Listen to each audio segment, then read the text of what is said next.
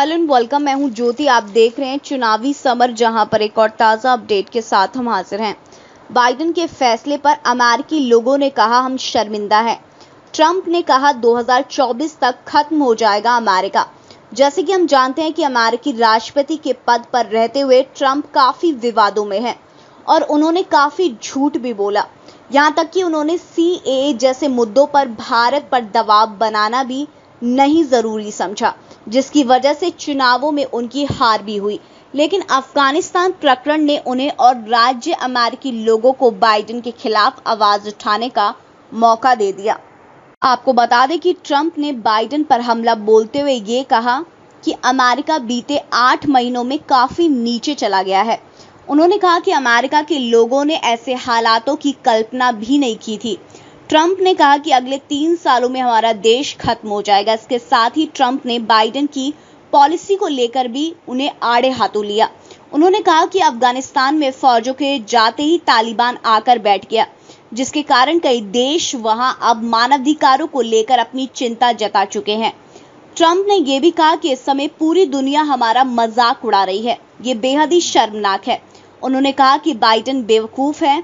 देखें तो तालिबान ने जब से अफगानिस्तान पर कब्जा किया है, तभी से देश के इस हाल के लिए दुनिया के कई देशों के साथ साथ खुद अमेरिका भी अपने राष्ट्रपति को कसूरवार मानते हैं। जो बाइडेन के सेना वापसी के फैसले के बाद तालिबान ने अफगानिस्तान पर कब्जा किया और आम जनता को उसका खामियाजा भुगतना पड़ा। अब इस फैसले के लिए बाइडेन को निशाना बनाने का एक अभियान अमेरिका में शुरू हुआ है। इस अभियान के तहत राष्ट्रपति को तालिबानी आतंकी के तौर पर दिखाने वाले बिलबोर्ड लगाए गए हैं, जिस पर लिखा है making the Taliban great again.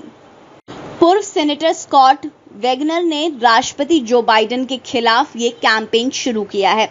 उनका कहना है कि बाइडेन के इस फैसले की वजह से पूरी दुनिया के सामने अमेरिका को शर्मिंदगी उठानी पड़ी, उसका मजाक बना।